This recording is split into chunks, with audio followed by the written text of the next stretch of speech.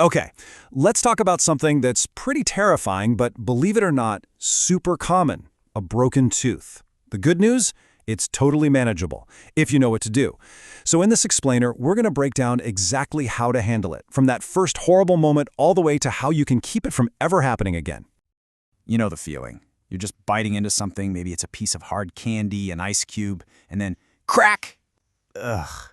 That sound, that feeling, it just sends a jolt of panic right through you, doesn't it? Look, it's okay to feel that little bit of panic, but the most important thing is to stay calm and move fast. And that's exactly why we're here, to give you a super clear step-by-step guide so you know precisely what to do. All right, first things first, let's get a handle on what we're actually dealing with here. Understanding the damage is really the first step to fixing it.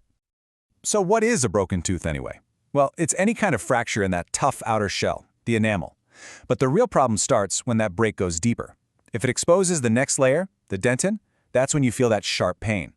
And if it goes all the way to the pulp, that's the soft center with all the nerves and blood vessels, yeah, the deeper the break, the more serious this whole thing gets. And you might be surprised at how easily this can happen. I mean, we're talking about everyday things like chewing on ice. But there are other culprits too.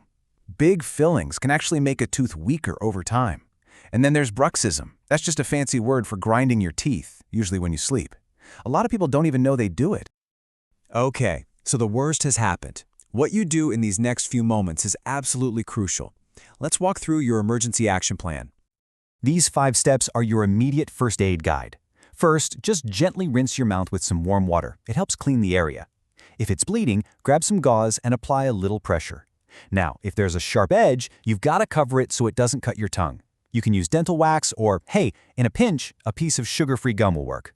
A cold pack on your cheek will help with swelling and pain, and of course, an over-the-counter pain reliever can help too. But that last step, that one is non-negotiable. I really can't say this enough. Do not wait. A broken tooth is a real dental emergency. If you put it off, you're just raising the risk of infection, way more pain, and honestly, much more complicated and expensive fixes down the road. Just call your dentist immediately. So, you've done the first aid, you made the call, and you're at the dentist's office. What's going to happen now?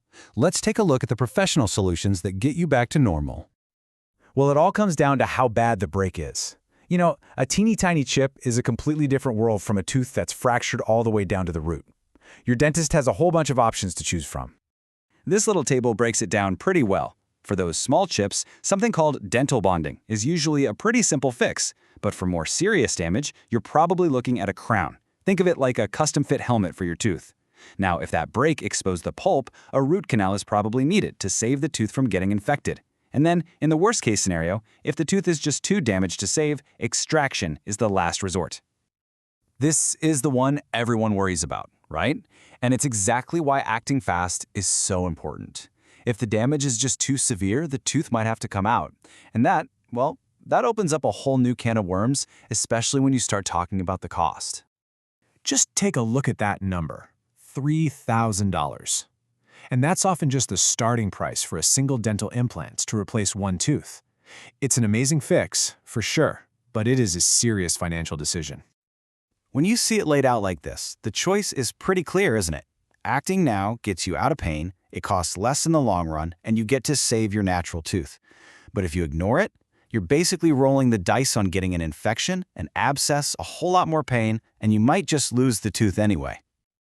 Okay, so we've covered the emergency, but honestly, the best way to handle an emergency is to avoid it completely.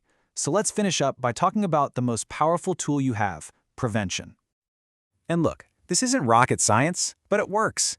Stop chewing on stuff that isn't food. If you play sports, wear a mouthguard. If you know you grind your teeth at night, get a night guard. Keep your teeth strong with good old-fashioned brushing and flossing. And please, please stop using your teeth to open bottles or rip open packages. Your teeth are for chewing food, not for being a Swiss Army knife. So I'll just leave you with this. It's so easy to take our teeth for granted, right up until the moment something goes wrong. But a few simple, consistent habits can make all the difference and protect your smile for a lifetime. So just think about it. What's one little thing you can start doing differently today?